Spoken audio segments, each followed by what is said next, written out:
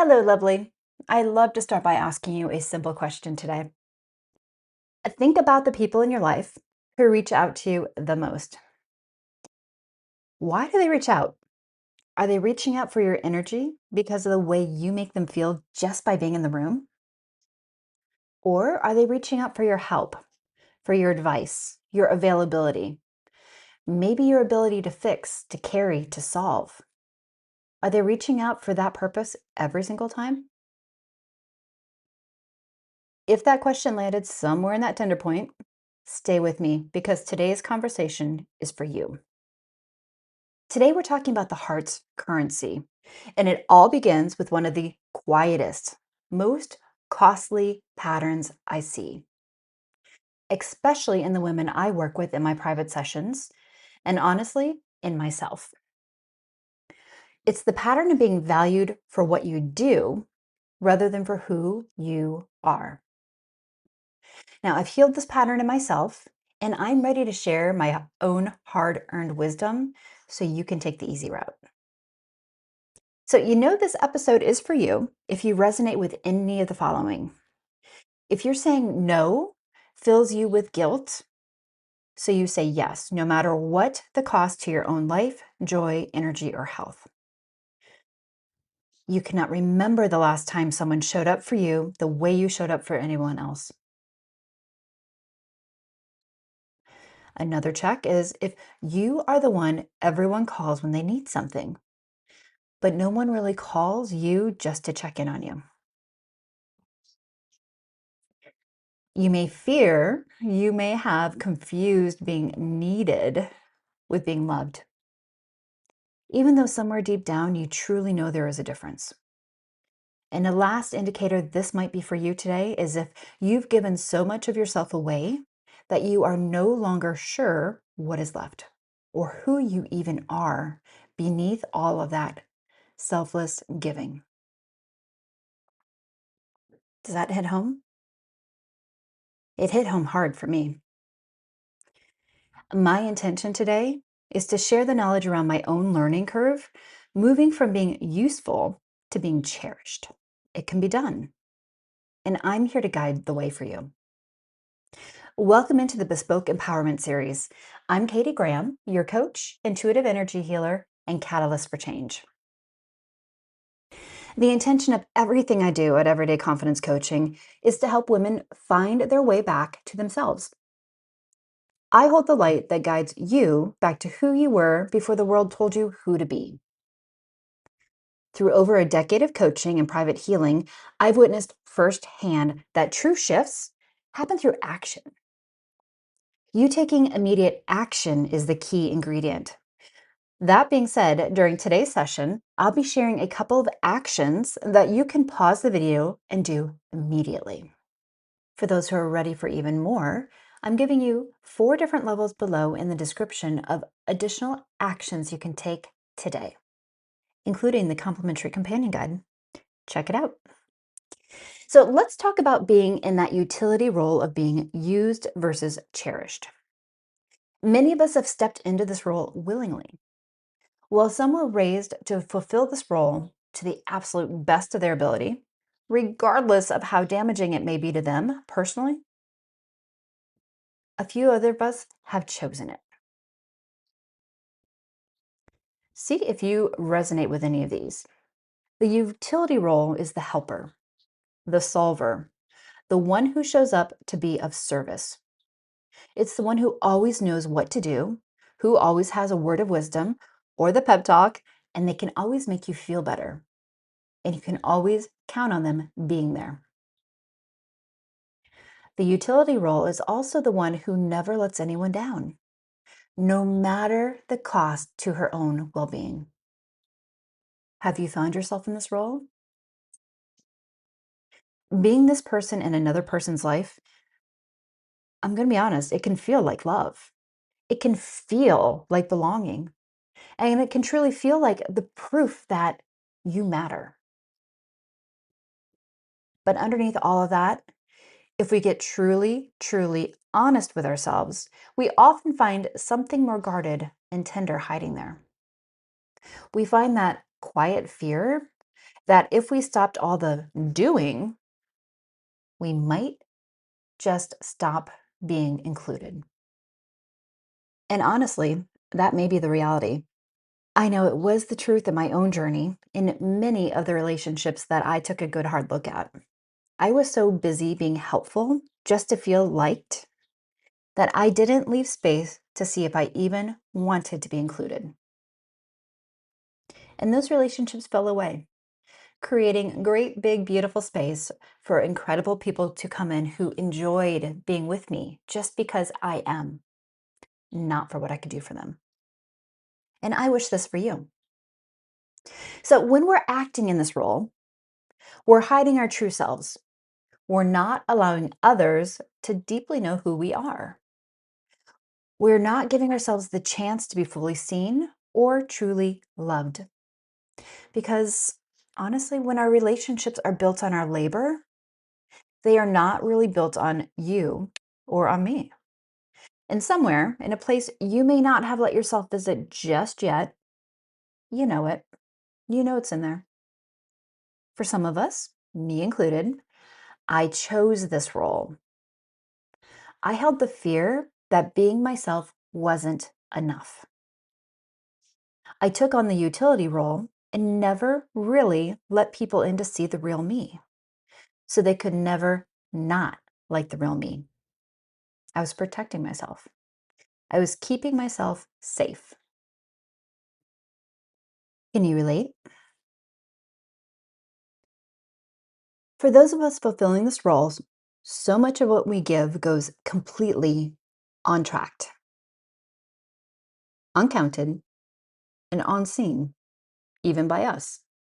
All those late night phone calls to a friend in need, the favor you ran before anybody asked twice, that emotional weight you absorbed so quietly that no one even knew it was heavy. None of it was logged. None of it was celebrated. And most of the time, you didn't expect it to be. But here's what I want you to sit with without judgment, without anger, without bitterness. Just sit with it with a simple, clear eyed realization. I have been doing so much just to be allowed in the room. Let that sit with you.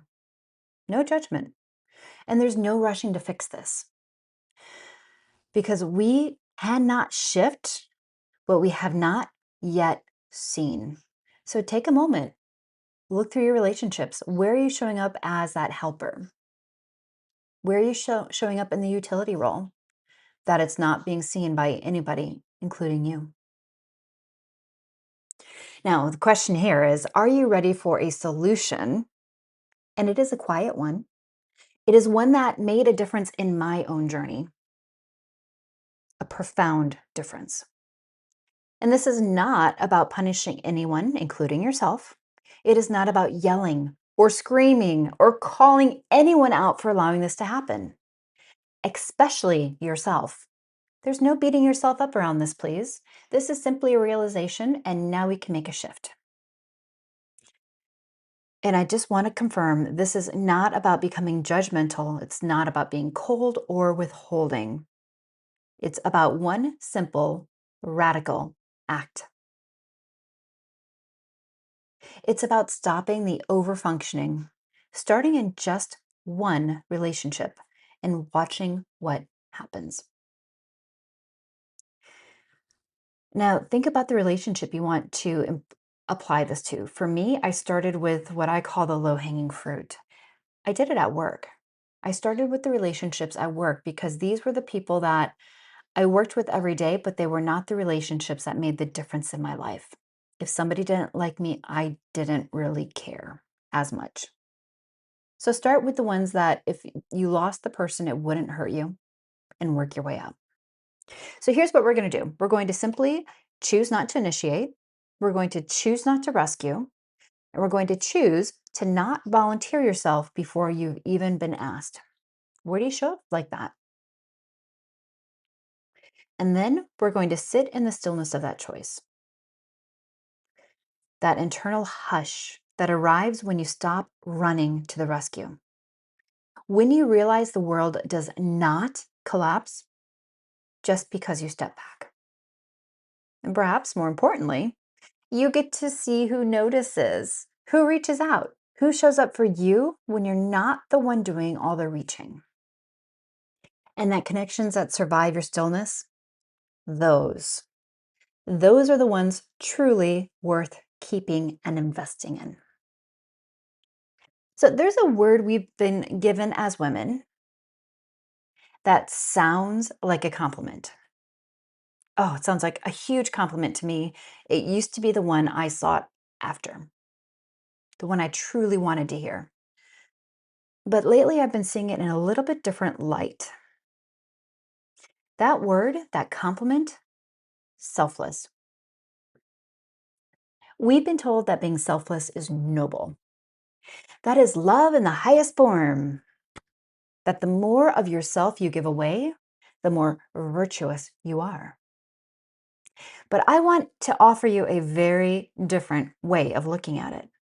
Being selfless, when taken too far, like most of the women I've come across in my lifetime, it does not mean you are full of love for others. It means you have erased yourself from the equation entirely. Yes, you show love by being selfless for others, but what has it done to you?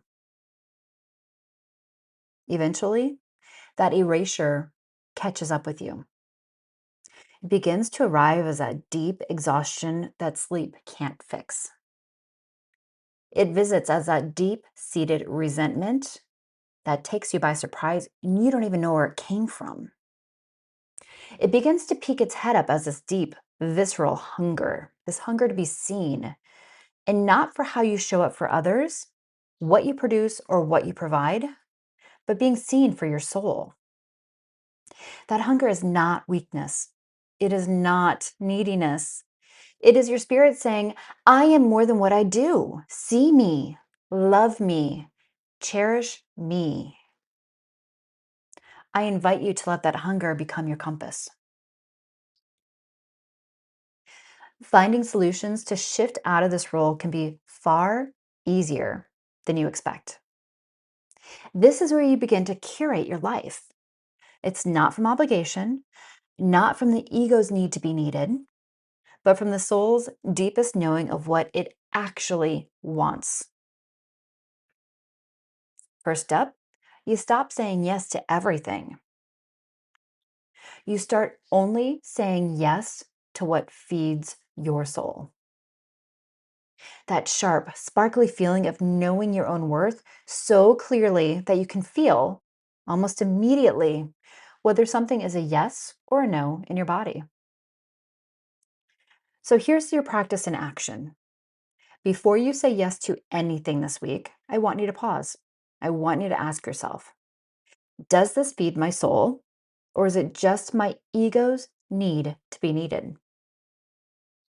Your yes becomes sacred the moment you stop giving it away for free. If this action felt good to you and you're ready for more, just a reminder, I've got 4 levels of support to help you through your own shift and transformation. Links are in the description below. So this is where the whole journey lands. This is where we have been walking towards together. This is your magnetic presence. So imagine being so aligned with yourself in the most beautiful, unapologetic sense of that phrase that others simply want to be near your glow. Not because of what you've done for them, not because of what you're offering, but because of the energy that moves through you when you've stopped shrinking, you've stopped performing, you've stopped running yourself empty to simply earn your place. That warm, golden feeling of being cherished, for being beloved, simply for breathing, of walking into a room and knowing without needing to prove it. That. That is what we're seeking. I want you to know that you are the gift. This is not out of ego. This is a simple knowing that you are worthy of being cherished simply for being you. When we reach this point, we trade that exhaustion of being useful for the warmth of being wanted. You stop performing love and you start receiving it in its purest, most effortless form. This is the journey of the heart's currency, moving from that utility role into the magnetic presence of being loved for who you are, not what you do. Every single step of it is available to you. So before I go, I want to leave you with this. The right people will stay even when you show up empty handed. You do not have to earn your seat at the table of love, regardless of what you were taught growing up. Think about that. Regardless of what others taught you, you do not have to earn your love. You do not have to perform your way into belonging. You are allowed to simply be, and let that be more than enough. So if this was too daunting of a task to take on by yourself, you aren't alone. I specialize in guiding women back to who they were before the world told them who to be. This is for the women who are done waiting, the women who is open and ready for rapid, deep, intentional transformation. I'm inviting you to book a private transformation session with me if this is you. I'm here to be your catalyst of change, clearing the path of the obstacles and lighting the path back to who you choose to be. If this conversation landed for you, I ask that you share it with a woman in your life who has been giving everything and receiving far too little in return. She will know who she is. Leave a comment below. I read every single one. They're my love language. And don't forget to grab the complimentary companion piece to assist you in going further, faster. With so much love and so much faith in your becoming, wishing you a most beautiful day filled with love, blessings, and dreams come true. Thank you for being you.